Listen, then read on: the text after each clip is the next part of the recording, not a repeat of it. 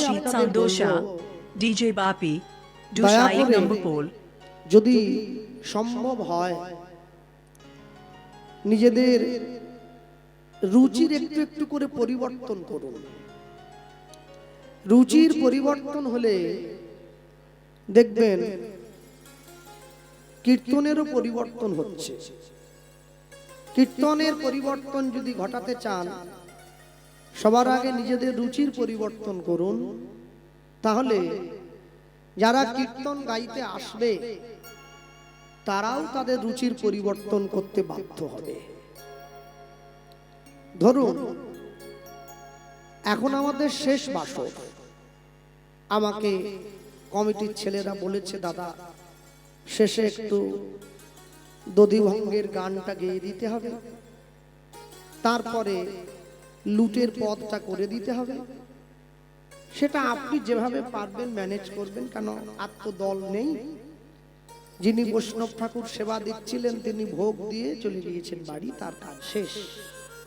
আচ্ছা একবার চিন্তা করে দেখুন, দধিভাণ্ডটা ভঙ্গ হবে। দধিভাণ্ড ভঙ্গ মানে কিন্তু আনন্দ নয়, দধিভাণ্ড ভঙ্গ মানে দুঃখ।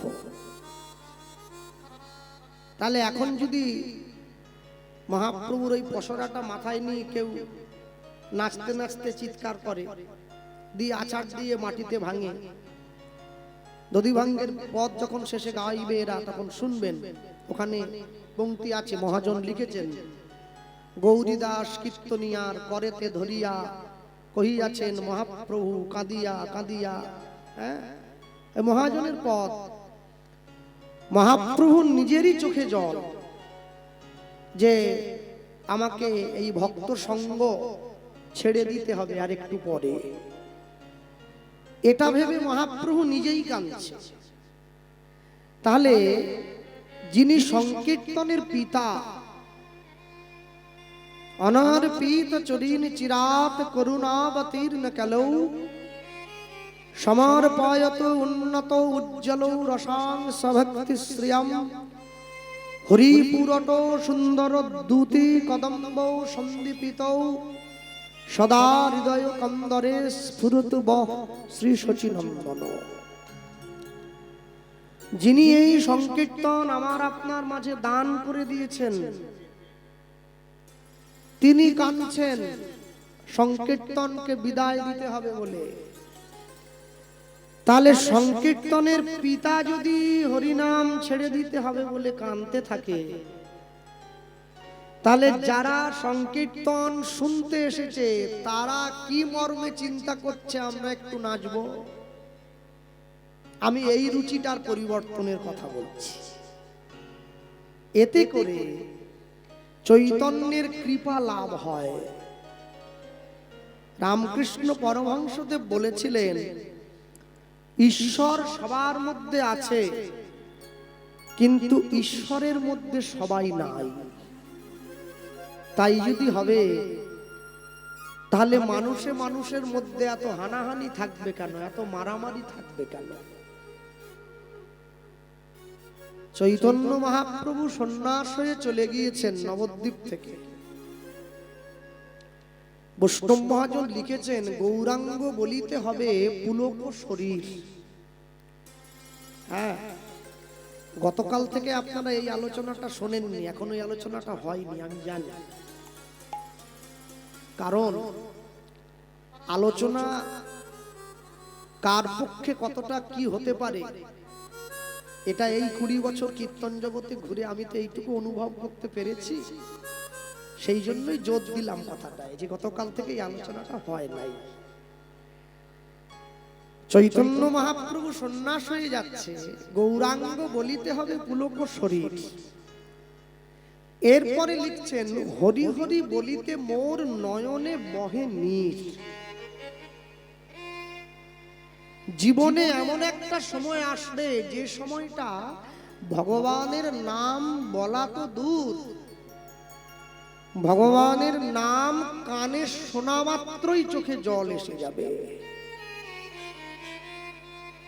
যদি জীবনে কোনোদিন সেই সময়টা সম্মুখে এসে যায় তখন অনুভব করতে হয় কোথাও না কোথাও আমি তার করুণা একটু হলেও পেয়েছি। কেন বলুন তো?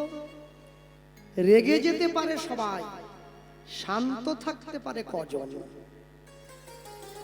মারামারি করতে পারে সবাই, সমস্যার সমাধান করতে পারে কজন? জোরে কথা সবাই বলতে পারে, আস্তে কথা বলতে পারে কজন? বেশি কথা সবাই বলতে পারে, কম কথায় মনের ভাব বুঝিয়ে দিতে পারে কজন?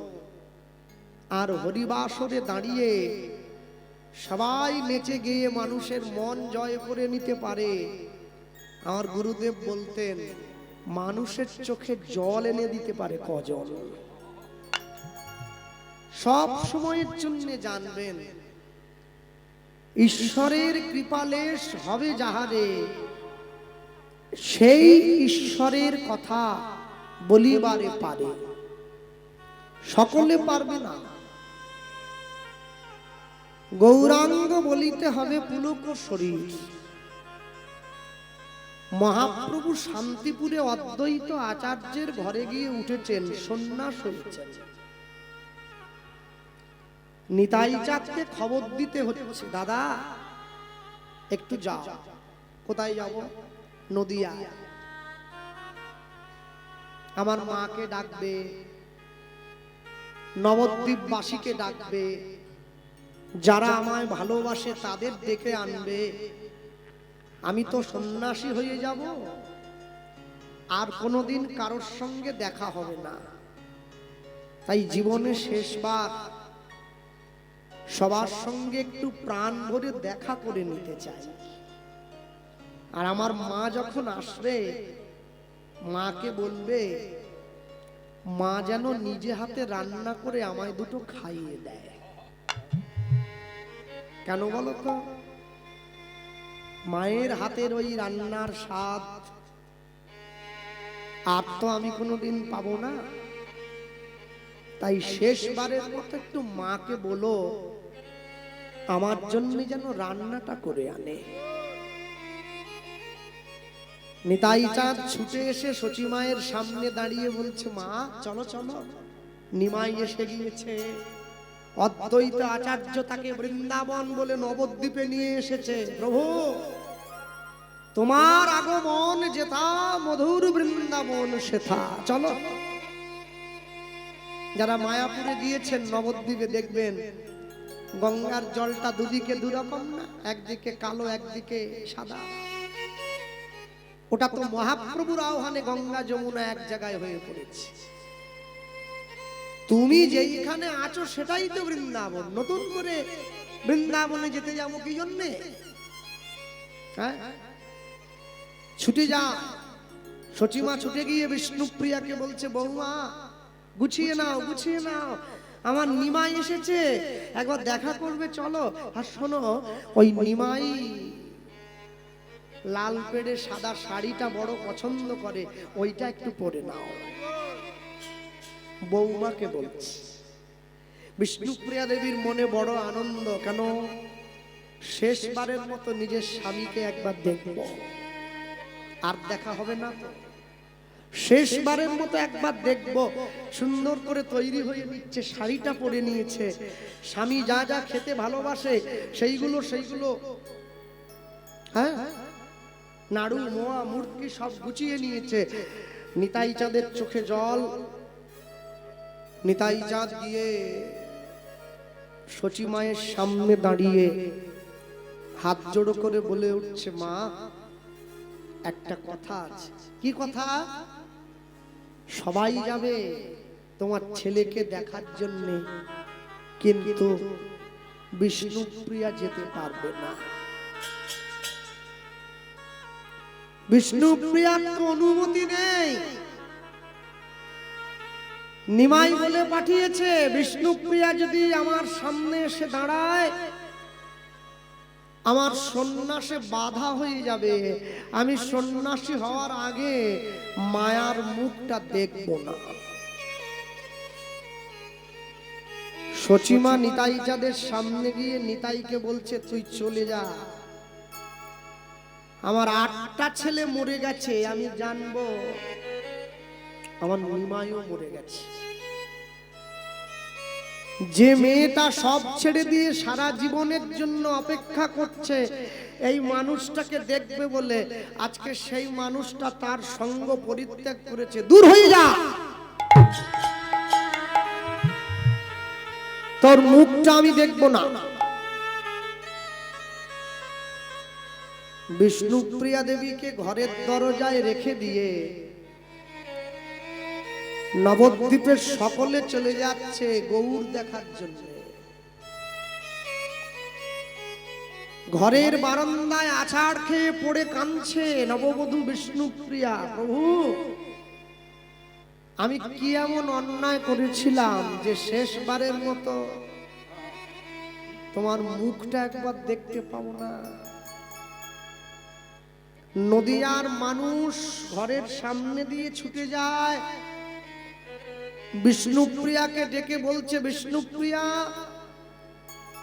এই জীবন তোর রাখার দরকার নেই, তুই তো দ্বিচারিণী, তুই তো কুলোটা।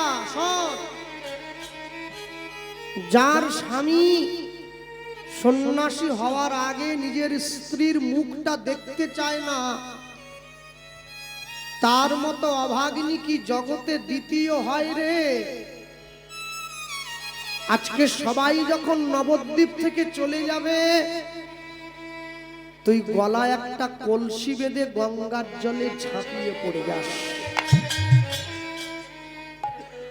ওটাই তোর জীবনের শাস্তি, এটাই তোর জীবনের প্রাপ্য, এটাই তোর পাওনা। বিষ্ণুপ্রিয়া সবাইকে ডাক দিয়ে বলছে, তোমরা কোথায় যাচ্ছ? আমরা? তুই জানিস না কোথায় যাচ্ছি?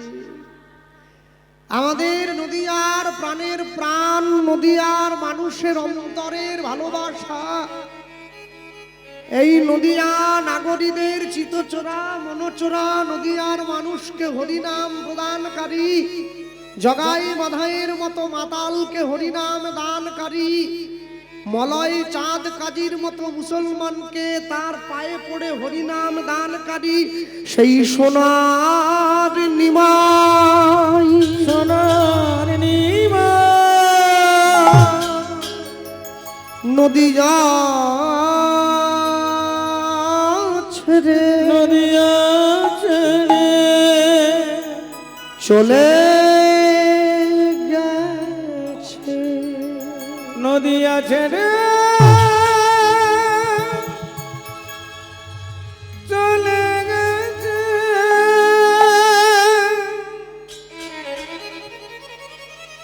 বিষ্ণুপ্রিয়া সবাইকে ডাক দিয়ে বলছে, তোমরা নিমাইকে দেখতে যাচ্ছ, গৌরকে দেখতে যাচ্ছ, শোনো, যে মানুষটাকে দেখার জন্য তোমরা সবাই ছুটে যাও, যে মানুষটাকে দেখবার জন্য তোমরা আমায় কটু কথা বলো, গাল মন্দ করো, একবার ভেবে দেখেছো কি সেই মানুষটা তোমাদের মানুষ নয়, সে আমার মানুষ। মহাপ্রভুর নামে সিঁথিতে সিঁদুর পরার অধিকার জগতের কোনো মায়ের নেই, শুধু বিষ্ণুপ্রিয়ার আছে। নাইবা তাকে পেলাম নিজের করে, নাইবা তাকে ধরে রাখতে পারলাম, তার নামে সিঁথিতে সিঁদুরটা তো দিতে পারি, তোমরা কিন্তু পারবে না। সবাই যখন নদিয়া ছেড়ে চলে গেছে, বিষ্ণুপ্রিয়া দেবী ঘরের দরজাটা বন্ধ করে দিয়ে কাঁদছে, প্রভু, যেদিন থেকে তুমি সন্ন্যাস হয়েছ আমি ওই পালঙ্কে শুই নাই, মাটিতে আঁচল পেতে শুয়েছি। কেন বলো তো? আমি জানি তুমি তো পথে ঘাটে শুয়েছ, তাই আমি তোমার সহধর্মিনী, আমি কি করে পালঙ্কে শোব? যেদিন থেকে তুমি সন্ন্যাস হলে আমি পেট ভরে আহার গ্রহণ করি নাই, আধ পেটা করে খেয়ে বেঁচে আছি। তুমি তো সাধু, সাধু কোনোদিন পেট ভরে খাবার খায় না। যেদিন থেকে তুমি নদিয়া ছেড়ে চলে গেছো, আমি সেদিন থেকে কোনো পরপুরুষের মুখ দেখি নাই। ঘরের মধ্যে নিজেকে বন্ধ রেখেছি, তাও কি আমার জন্য এত শাস্তি? তাও যদি আমার জন্য এত দুঃখ থাকে, এত যন্ত্রণা থাকে, তাহলে আমি সেটাই মেনে নিলাম। দরজায় টোকা দিয়ে ডাকছে বিষ্ণুপ্রিয়া, কে? চমকে উঠেছে, ছুটে গিয়ে দরজাটা খুলে দিয়েছে। গৌর হরি হাত ধরে ঘরে নিল। সবাই তোমাকে দেখার জন্য ছুটে গেছে, আর তুমি আমার কাছে এলে। সবার থেকে তোমাকে দূরে করে না দিলে তোমার সঙ্গে মনের কথাটা বলতে আসবো কি করে? শান্তিপুরে অদ্বৈত আচার্যের ঘরে যে মহাপ্রভু রয়েছে, যাকে দেখার জন্য নদিয়ার মানুষ ছুটে গেল, সে গৌর তো গৌর। তোমার সামনে যে দাঁড়িয়ে আছে সে তো মুখ্য। হাতটা বাড়িয়ে দিয়েছে, আমায় অনুমতি দাও, আমি সন্ন্যাসী হব। ওই যেইভাবে হাতটা বাড়িয়েছিল, আজও পর্যন্ত একইভাবে ধামেশ্বর গৌরাঙ্গকে দেখবেন, নবদ্বীপে গেলে হাত বাড়িয়ে আছে।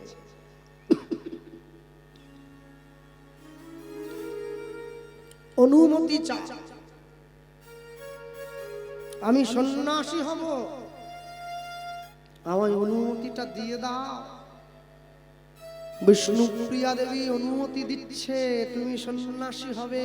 তবেই তো মহাজন লিখেছে, জয় শচী নন্দন জয় গৌর হরি, বিষ্ণুপ্রিয়ার প্রাণনাথ নদিয়া নবদ্বীপ।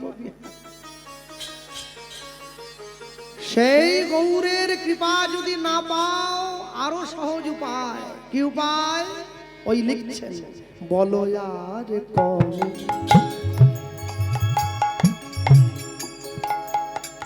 নেতা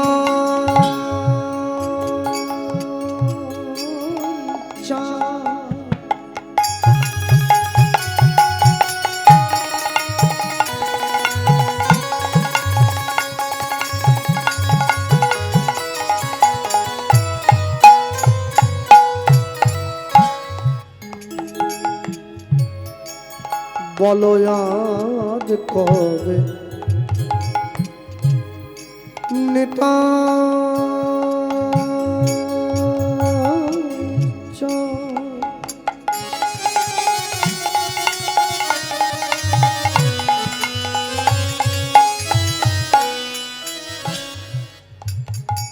আমায় করুণা করুণা করিবে, আমায় করুণা করিবে, আমায় করুণা করিবে। বলো আর কবে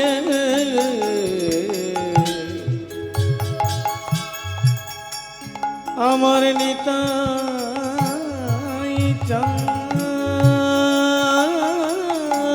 নিতাই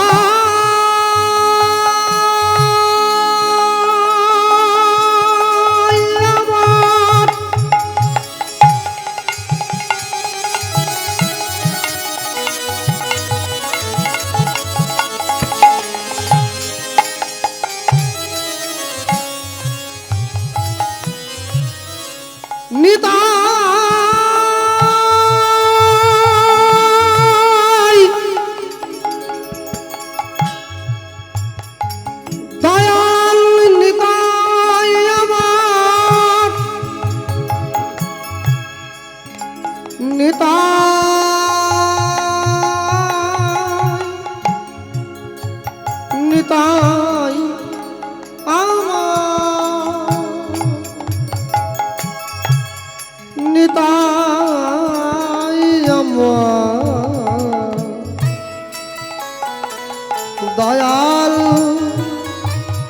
নিতাই আমার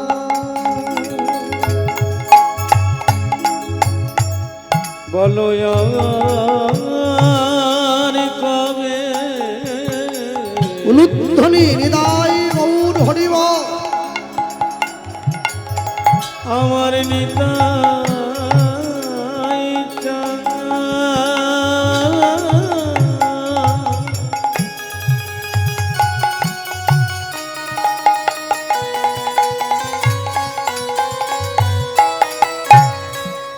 আমায় করুণা করুণা করুণা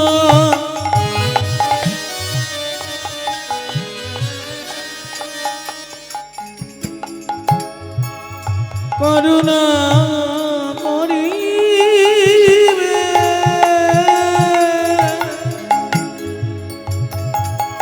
করুণা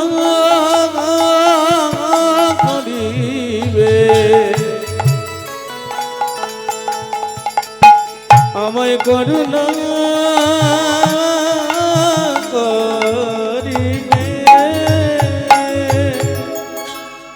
ওগো সংসার বাসনা মোর কবে দূরে যাবে অগ সংসার বাসনা কবে দূরে যাবে সংসার বাসনা মোর কবে দূরে যাবে অগ সংসার বাসনা কবে দূরে যাবে বল বিষয় ছাড়িয়া কবে আমার শুদ্ধ হবে মন কবে হাম হে রব সেই মধুর বৃন্দাবন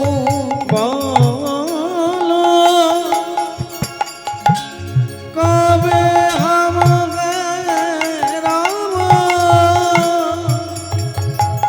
সেই মধুর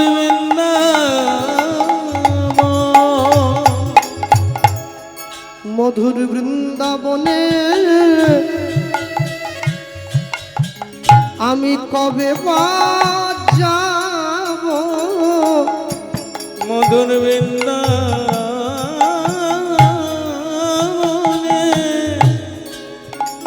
আমি কবে বা যাব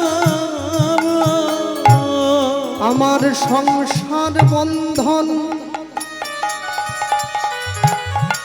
মোচন হইবে আমি বৃন্দাবনে কবে বা যাব আমি তোমার চরণে শরণ লইব মধুর বৃন্দাবনে কবে বা যাব আমার মরণের ভয় রবে না গো মধুর বৃন্দাবনে কবে বা যাব আমি আশ্রয় লইব বিষয় ত্যাজিব মধুর বৃন্দাবনে কবে বা যাব আমি সব ছেড়ে তোমার চরণে যাব মধুর বৃন্দাবনে কবে বা যাব আমি তোমার চরণে শরণ লইব বৃন্দাবনে কবে বা যাব আমার সংসার জ্বালা দূরে যাবে মধুর বৃন্দাবনে কবে বা যাব আমি তোমার চরণে শরণ লইব মধুর বৃন্দাবনে কবে বা যাব আমি কাঁদিব আর কাঁদাইব বৃন্দাবনে কবে বা যাব আমি তোমার চরণে শরণ লইব হরি বল।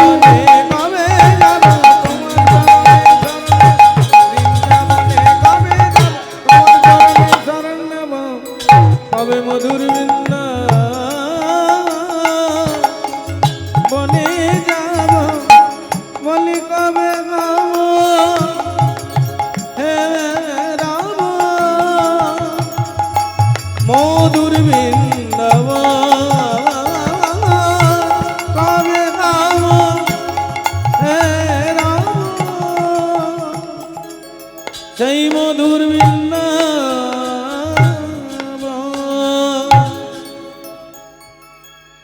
যে ভগবানকে ভালোবাসে ভগবান তাকেও নাম দিয়েছে, যে ভগবানকে ভালোবাসে না ভগবান তাকেও নাম দিল। তফাৎ কি? যে ভগবানকে ভালোবাসে সে ভগবানের নাম তো ভক্তি শ্রদ্ধা সহকারে গ্রহণ করেছে,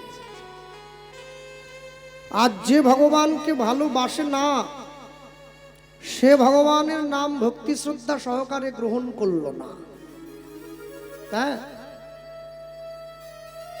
যে বুঝেছে সে মজেছে, না বুঝেছে ভালো আছে, আর আধা বুঝে তার প্রাণ গেছে। আশ্চর্য কি, পৃথিবীতে জন্ম যখন আমাদের হয়েছে মরতে আমাদের হবে, জন্মিলে মরিতে হবে, অমরকে কথা কবে। আচ্ছা তাই যদি হয় জন্ম যখন হয়েছে মরতে আমাদের হবে, তাহলে আমরা মৃত্যু যখন আমাদের নিকটে এসে দাঁড়াবে,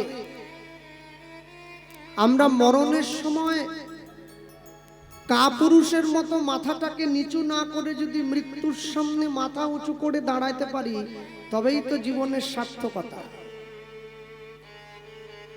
আলেকজান্ডার যখন পেরু দেশের রাজা পেরুকে যুদ্ধে পরাস্ত করলেন,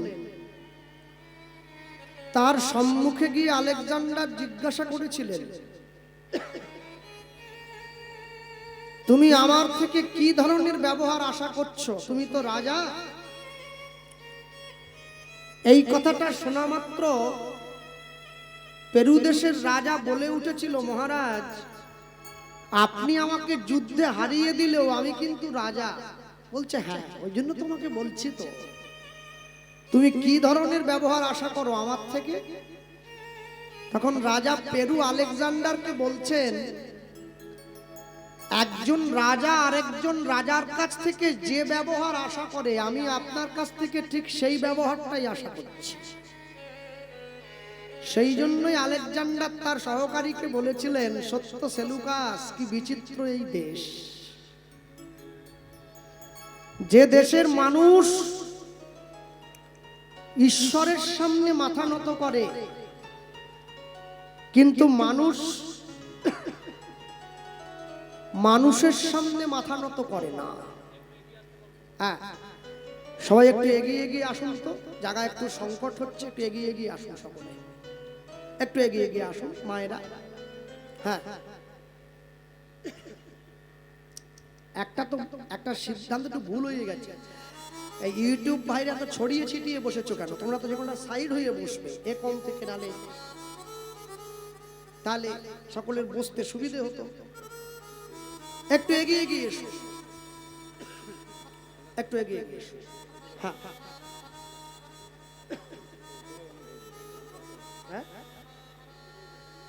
আর এই সাইডটা একটু খুলে দিলে বোধহয় ভালো হতো, প্যান্ডেলটা গায়ে তো হাওয়া লাগছে না, প্রচুর তো গরম।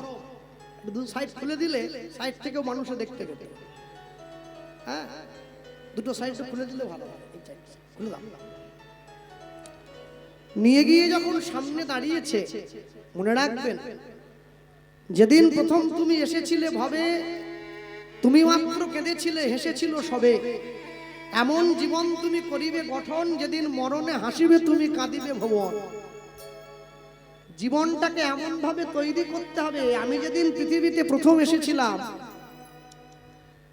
আমি জন্ম নিয়েছি, আমি কেঁদেছি, আমায় দেখে সবাই হেসেছে। কিন্তু জীবনটাকে এমন ভাবে সাজিয়ে নিতে হবে, যেদিন আমি পৃথিবীর থেকে চলে যাব, আমি হাসতে হাসতে চলে যাব, আমার চলে যাওয়াটা দেখে যেন গোটা জগৎ কাঁদে, তবেই বুঝতে হবে, তবেই তো কবির কথা সার্থক হবে। এনেছিলে সাথে করে মৃত্যুহীন প্রাণ, মরণে তাহাই তুমি করে গেলে দান। মানুষ অমর নয়, মানুষের কর্মটা অমর। জন্মিলে মরিতে হবে, অমরকে কথা কবে। আমরা কেউ চিরস্থায়ী হওয়ার জন্য আসিনি, কেউ দুদিন আগে যাব, কেউ দুদিন পরে। আশ্চর্য কি, মাছি আর মৌমাছি তো বন্ধু করেছে দুজন দুজনকে, কিন্তু দুজনের গোত্র সম্পূর্ণ আলাদা। আজ পর্যন্ত জগতে দেখেছেন নাকি কোন সাধু আর চোর গিয়ে বন্ধু হয়ে হাত ধরে ঘুরছে? ঘরে না। চোরের বন্ধু চোর হয়, সাধুর বন্ধু সাধু হয়। ঠিক মাছি আর মৌমাছি তো এক নয়। মাছি কি খায়? পুঁজ রক্ত খায়। আর মৌমাছি তো মধু খায়। মাছি একটু ছোট হয়, মৌমাছি একটু বড় হয়।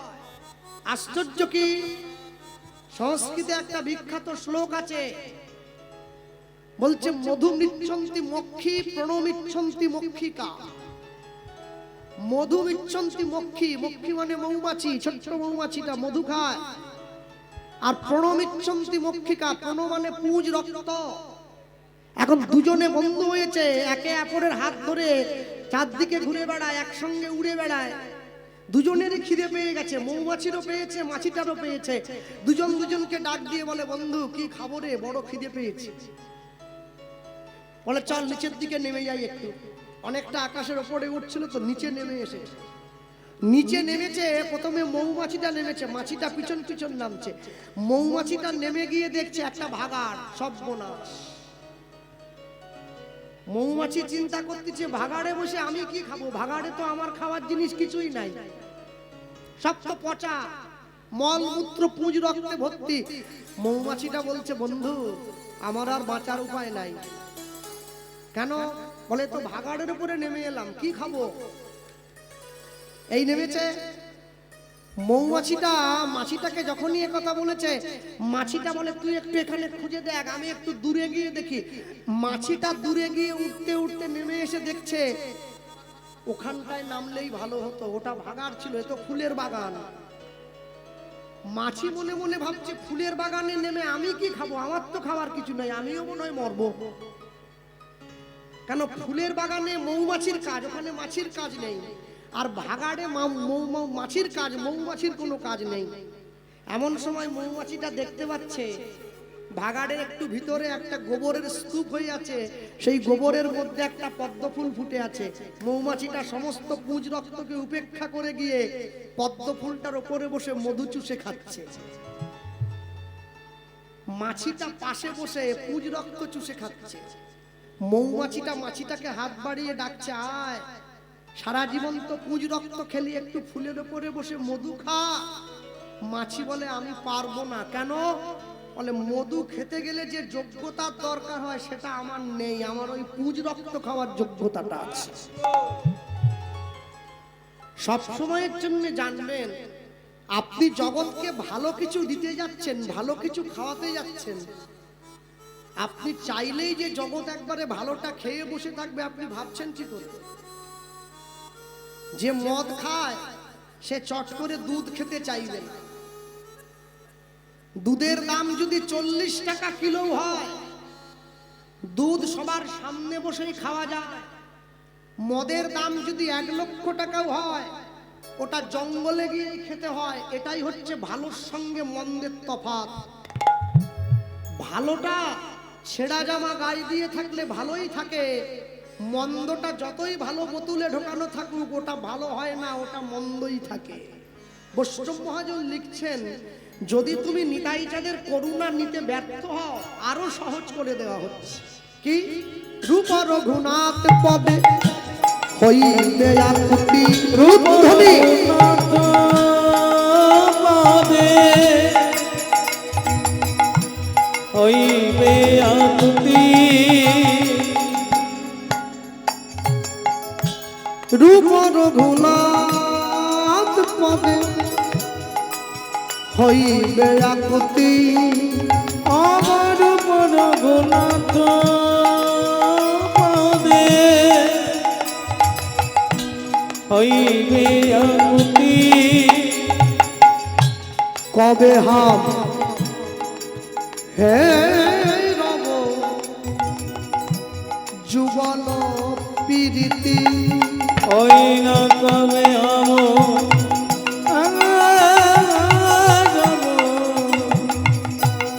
যুগল প্রীতি ওই না কবে হাম হে রব যুগল পীড়িতি ওই না কবে আম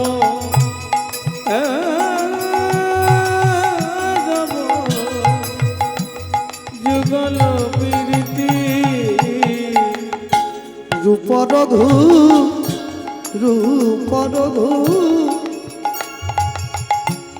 না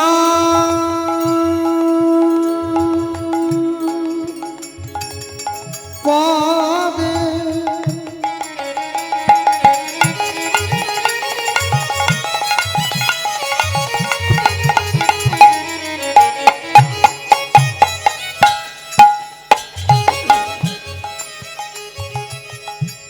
রহু মরয়াস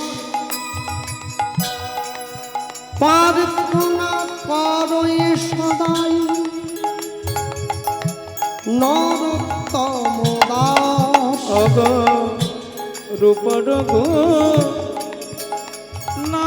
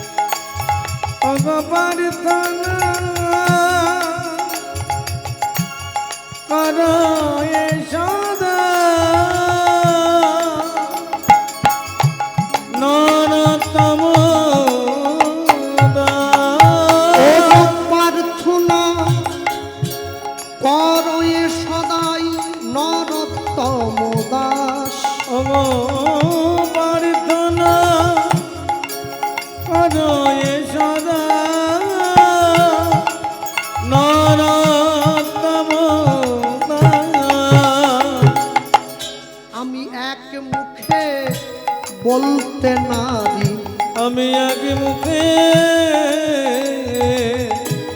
বলিতে নারী আমার নিতাই গৌরের লীলা মাধুরী আমি আগে মুখে বলিতে নারী আমি যতবার বলি ততবার হারি আমি আগে মুখে বলিতে নারী ও যাইরে প্রেমের বলিহারি আমি আগে মুখে বলিতে নারী আমি এক মুখে বলবো কত আমি আগে মুখে বলিতে নারী আমি যদি বা বলি বছর শত আগে মুখে বলিতে নারী এবারে প্রেমানন্দে কহ হরি হরি আগে মুখে বলিতে নারী প্রেমানন্দে বল হরি আগে মুখে বলিতে নারী আগে মুখে বলিতে নারী অগপারিত না করো এ সদা নরোত্তম দাস পারিত না করো এ সদা নরোত্তম দাস রূপ রঘুনাথ পদে রহু মোরয়াস রঘুমর প্রার্থনা করো এ সদাই করো এ সদা নরোত্তম দাস পারিত না করো এ সদা নরোত্তম চলো ছোট্ট করে আমরা গৌরচন্দ্রিকা শুনলাম, লীলা মাধুর্যের মধ্যে প্রবেশ করি। প্রবেশ করতে গিয়ে বলবো এই স্থানে বসে দেখবেন নাম সংকীর্তনের পুণ্য পদ যেখানে হয় সেখানে কীর্তন হয়, হরিহরায় নম, কৃষ্ণ যাদবায় নম, যাদবায় মাধবায়, আজকেও হবে। ওটাকে বাতাসা লুট দিয়ে দিতে হয়। ওই পদ গাওয়া মানে কীর্তন বিশ্রাম, আর কিন্তু হবে না, শেষ। যে কমিটির কীর্তনের বাজেট যদি 1 কোটি টাকাও হয়, ওটাই কিন্তু শেষ পদ, ওটা গাইতেই হবে। ওটা না গাইলে কীর্তন সম্পূর্ণ হবে না। এই নাম সংকীর্তনের পুণ্য পদ তথা বৈষ্ণব জগতে 4 জন বৈষ্ণব আছে যাদের শিরোপা আজ পর্যন্ত কেউ নষ্ট করতে পারে না। 4 জন কে কে? প্রথমে আসুন। নামে ঠাকুর হরিদাস, হরিদাস কাল থেকে শুনছেন। প্রণামে রঘুনাথ দাস, রঘুনাথ দাস, আচার্য শ্রী রামানন্দ, রামানন্দ, হরিনাম প্রচারে শ্রীপাদ নিত্যানন্দ। নিত্যানন্দ। খুব সহজ ভাষায় বললাম, 4 জন। নামে ঠাকুর হরিদাস, আমাকে যে বাবা মালা চন্দন করতে এসেছেন তিনি আমার বাসায় বললেন, কাল থেকে 2 বার হয়েছে পালাটা। নামে হরিদাস, হরিদাস ঠাকুরের মতো এত হরিনাম কোন বৈষ্ণব করতে পারেনি আজ পর্যন্ত। দিবানিশি 3 লক্ষ হরিনাম করেছে, মাসে 3-3-এ 90 লক্ষ, 1 কোটি নাম গাইতো যে সাধু। এরম সাধু আর জগতে দ্বিতীয় পাওয়া যায় নাই, এই একজন। 2 প্রণামে রঘুনাথ দাস, রঘুনাথ দাসের মতো করে প্রণাম আজ পর্যন্ত কোন বৈষ্ণব করতে পারে নাই। প্রত্যেক দিন বৃন্দাবনে রাধাকুণ্ডের পাড়ে গিয়ে 1000 বার মাথা ঠুকিয়ে প্রণাম করেছে। শেষ জীবনে কপালের মাঝখানটা গর্ত হয়ে গিয়েছিল। 3 আচার্য শ্রী রামানন্দ, রামানন্দ রায়ের মতো করে গৌর ভক্তির আচরণ আজ পর্যন্ত কোনো বৈষ্ণব করতে পারে নাই। যদি বলেন কেন, দেখবেন অনেক বাবা মায়েদের শখ আছে বাড়িতে একটু ফুলের গাছ টাছ লাগায়। যখন বাড়ির বড় দরজার সামনে গোলাপ ফুলের গাছটা লাগিয়েছেন, যখন রাত্রিবেলা ঘুমোতে যাচ্ছেন তখন দেখছেন ওটা কুঁড়ি হয়ে আছে ছোট্ট। ঘুম থেকে উঠে সকালবেলা দরজাটা খুলছেন, দেখছেন ওটা কুঁড়ি নেই, ওটা ফুল হয়ে গেছে। আচ্ছা, কুঁড়িটা দেখলেন, ফুলটা দেখলেন, কেমন করে কুঁড়ির থেকে একটু একটু করে ফুটে ফুল হচ্ছে, এটা কে দেখেছে? কেউ দেখে না। রাধা কৃষ্ণ মিলিত তনু গৌর সবাই জানে, কিন্তু রাধা কৃষ্ণ কেমন করে মিশে আস্তে আস্তে করে গৌর হয়ে যাচ্ছে, এটা কে দেখেছে? হরিনামের আসরে দাঁড়িয়ে ভগবানকে নিয়ে কটু কথা বলার লোক অনেক পাওয়া যায়, তুলসীর মালাকে নিন্দা করার লোক অনেক পাওয়া যায়, সাধুগুরু বৈষ্ণবকে ছোট করার লোক অনেক পাওয়া যায়, মা দুর্গার ব্লাউজের মাপ দেওয়ার কীর্তনিয়া অনেক পাওয়া যায়। হরিনামের আসরে দাঁড়িয়ে প্রকৃত ভক্তি তত্ত্ব প্রচার করার লোক জগতে খুঁজলেও পাওয়া যায় না। কেন? আমি কীর্তনও করি আবার ডিম ভাজাও খাই। ডিম ভাজা আর কীর্তন একসঙ্গে চলবে নাকি? হ্যাঁ, গলা পর্যন্ত মদ খেয়ে যে বাড়ি এসেছে, বাড়ির বয়স্ক লোক বলতেছে ও তো না জেনে খেয়েছে তেঁতুলের জল গেলা। ও সব খায়, তেঁতুলের জলটা খায় না, ও জানে ওটা খেলেই নেশা কেটে যাবে। যে একবার খারাপ পথে চলে গেছে না, তাকে আপনি যতই তেঁতুলের জল গেলাতে চান ও গিলবে না, ও জানে ও গিললেই নেশা কাটবে। আপনি চাইবেন ও ভালো পথে আসুক, চাইলেও আনতে পারবেন না। রাধা কৃষ্ণ মিলিত তনু একটু একটু করে মিশে গৌর হচ্ছে, এটা গোদাবরী গঙ্গার তীরে রায় রামানন্দ দেখেছে একমাত্র কলিকালে। তবে প্রভু হাসি তারে দেখাইলা স্বরূপ, রসরাজ মহাভাব দুহু এক রূপ। আর সবার শেষে বললেন হরিনাম প্রচারে শ্রীপাদ নিত্যানন্দ। নিতাই চাঁদের মতো করে হরিনাম প্রচার, একটু হামলিংটা কমিয়ে দাও কতটা। নিতাই চাঁদের মতো করে হরিনাম প্রচার করতে আজ পর্যন্ত জগতে কেউ পারেনি। মার খেয়েছে, মেরেছিস কলসির কানা, তা বলে কি প্রেম দেব না? এই যে চারজন বৈষ্ণবের কথা আমি বললাম, প্রাতঃকালে ঘুম থেকে উঠে এই চারজন বৈষ্ণবকে যদি কেউ স্মরণও করে মনে মনে, এতেও তার দিনটা আনন্দে কেটে যায়। এদের এমনই প্রভাব আছে। হরি বল। এই চারজন বৈষ্ণবের মধ্যে থেকে দ্বিতীয়বারে যার নামটা বললাম, হরিসভায় বসে কীর্তনের অন্তিম লগ্নে দাঁড়িয়ে আমরা সেই বৈষ্ণবের কথা শুনছি। পরম বৈষ্ণব, মহাপ্রভুর একনিষ্ঠ জন, খুব কাছের মানুষ, মহাপ্রভুর প্রিয়জন, মহাপ্রভুর প্রিয় পার্ষদ, মহাপ্রভুর প্রিয় ভক্ত, পরম বৈষ্ণব শ্রীল রঘুনাথ দাস গোস্বামী পাদের জীবন চরিত্র। হরি বল, হরি বল। হ্যাঁ, আমার বাবাকে আমি এই প্রশ্নটা করেছিলাম, বাবা তুমি যে সবসময় বলো ভক্ত হতে, নিজেও মালা তিলক করে নিয়েছ, মাও করছে, ঠাকুমাও করছে, দিদাও করছে, আমাকেও বলছো, ভক্ত শুধু কি মালা তিলক করলেই হয়ে যাওয়া যায়?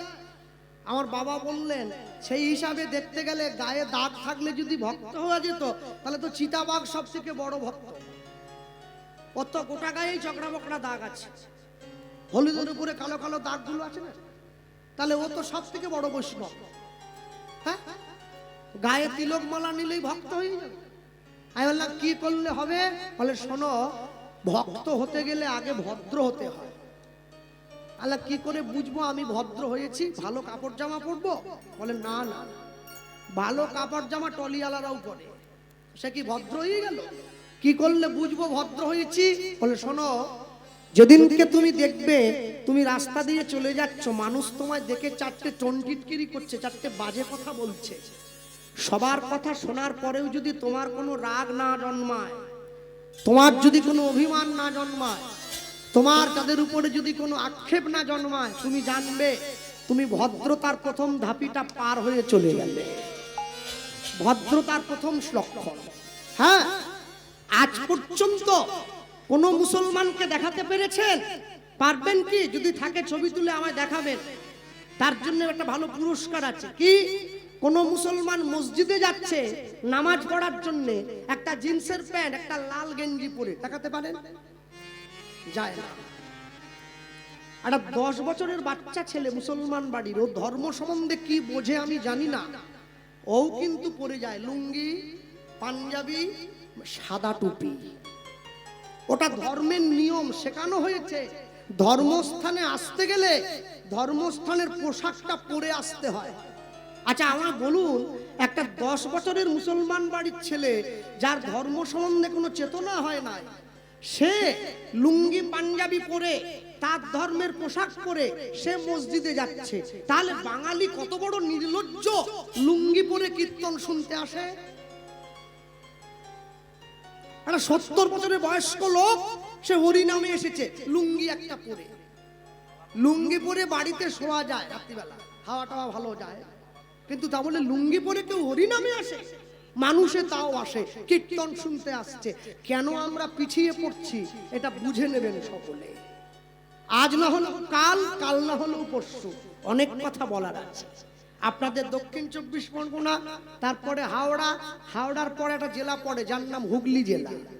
এই হুগলিতে একটা বিখ্যাত জায়গা আছে যার নাম ব্যান্ডেল স্টেশন আছে। এই ব্যান্ডেল থেকে 21 কিলোমিটার গেলে একটা গ্রাম পড়ে, যে গ্রামটার নাম হচ্ছে আদিসপ্তক গ্রাম। এই আদিসপ্তক গ্রামের 2 জন জমিদার, একই মায়ের পেটে 2 ভাই। বড় ভাইয়ের নাম হিরণ্য দাস, ছোট ভাইয়ের নাম গোবর্ধন দাস। 2 ভাইয়ের কাজ কি? 2 ভাইয়ের কাজ ছিল সারা বাংলার থেকে খাজনা আদায় করে দিল্লিতে হুসেন শাহের দরবারে পাঠিয়ে দেওয়া। আর এই গৌড়ের নবাব হুসেন শাহ এই 2 ভাইয়ের কাজে খুশি হয়ে আজ থেকে 500 বছর আগে এই 2 ভাইকে বেতন দিয়েছেন। কত জানেন? শুনলে ভয় পেয়ে যাবেন। এই 2 ভাইকে বেতন দিত আজ থেকে 500 বছর আগে বছরে 9.5 লক্ষ টাকা। এবং এই যে 9.5 লক্ষ টাকা, এই পুরো টাকাটাই সোনার পয়সায় গোনা হতো, সোনার মুদ্রা। যেটা বর্তমান বাজারে 100 কোটি টাকার চাইতেও বেশি। দুই ভাইয়ের জীবনে সব আছে কি? টাকা আছে মানে তো সব আছে নাকি? টাকা আপন, মানুষ পর, মানুষ ছেড়ে টাকা ধর। না না, এটা কথা না, কথাটা ছিল মানুষ আপন টাকা পর, টাকা ছেড়ে মানুষ ধর। আমি ওটা উল্টেছি আর কি। হ্যাঁ, টাকা আপন মানুষ পর, মানুষ ছেড়ে টাকা ধর। পকেটে পয়সা থাকলে ডেলি দুর্গা পূজা, ডেলি কালী পূজা, ডেলি মোহরম, ডেলি ঈদ। আর পয়সা না থাকলে অষ্টমীর দিন দশমী বলে মনে হবে। ওই জন্য আগে টাকা। দেখবেন টাকা যদি থাকে সব ভর্তি, আর টাকা যদি না থাকে সব ফাঁকা। হ্যাঁ, ভক্তমণ্ডলী মায়েরা, দুই ভাইয়ের জীবনে পয়সা প্রচুর, কিন্তু একটা কষ্ট আছে। কি কষ্ট?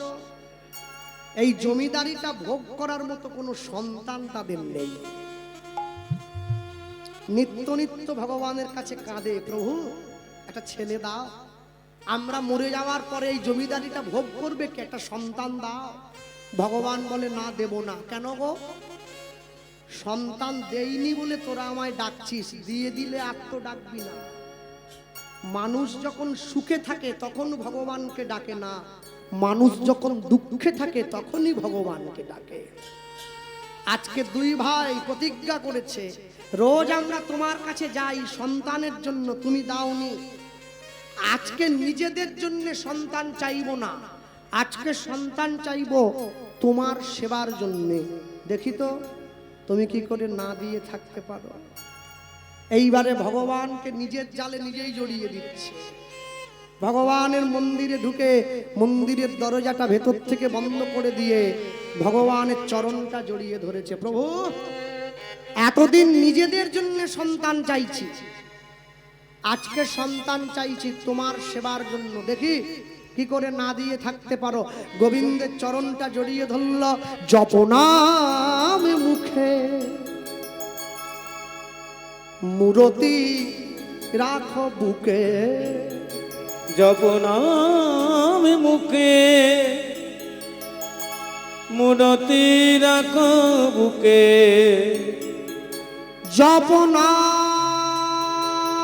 জপনাম মুখে মূরতি রাখো বুকে, জপনাম মুখে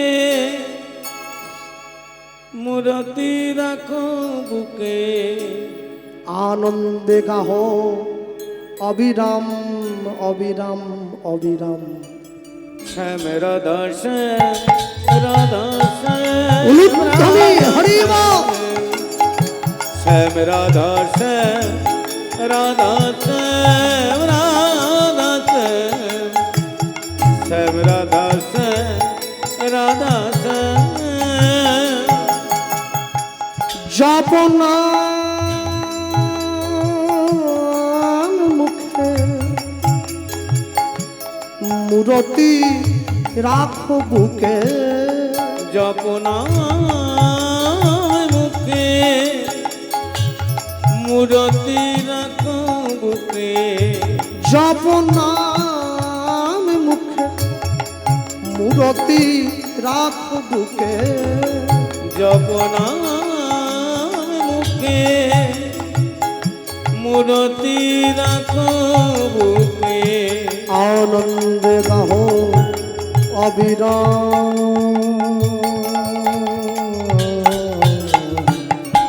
শ্যাম রাধা শ্যাম রাধা শ্যাম হরি হরি বল। শ্যাম রাধা শ্যাম রাধা শ্যাম রাধা শ্যাম, শ্যাম রাধা শ্যাম রাধা শ্যাম। অমৃত শশধর শ্যামল সুন্দর, বামেতে কিশোরী প্রেমাবেশে থর থর। অমৃত শশধর শ্যামল সুন্দর, বামেতে কিশোরী প্রেমাবেশে থর থর। ভালে সংসার প্রেমের পারাবা সংসার প্রেমের পারাবা অগয়াপার সংসার প্রেমের পারাবা অপার সংসার প্রেমের পারাবা গৃহ হবে ব্রজধাম ব্রজধাম ব্রজধাম শ্যাম রাধা শ্যাম রাধা শ্যাম রাধা শ্যাম রাধা শ্যাম রাধা শ্যাম রাধা শ্যাম নাম জপে যাবে গোলক ধামে শোক তাপ হবে দূর এই হরি নামে নাম জপে যাবে গোলক নামে সুখ হবে তো শ্রী হরি নামে নাম জপে যাবে গোলক ধাম শোক তাপ হবে দূর এই হরি নামে নাম জপে যাবে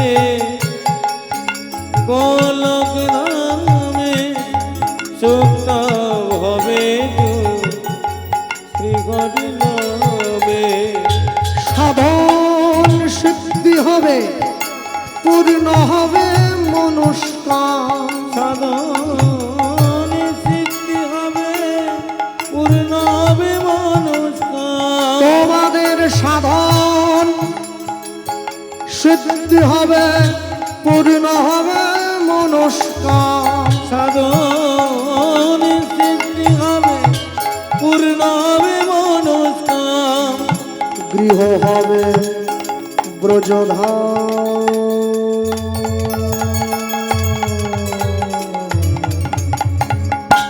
শ্যাম রাধা শ্যাম রাধা শ্যাম রাধা শ্যাম রাধা শ্যাম রাধা শ্যাম জপনা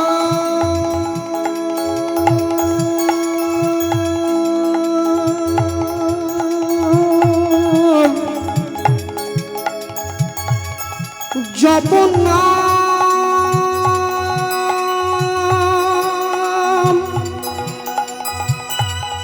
জপনা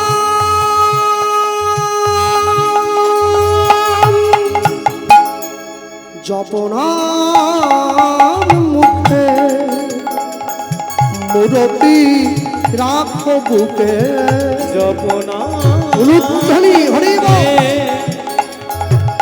মূরতি রাখো বুকে জপনাম মুখে মুরতি রাখো বুকে জপনাম মুখে মূরতি রাখো বুকে আনন্দে গাহো অবিরাম আনন্দে গাহো অবিরাম আনন্দে গাহো অবিরাম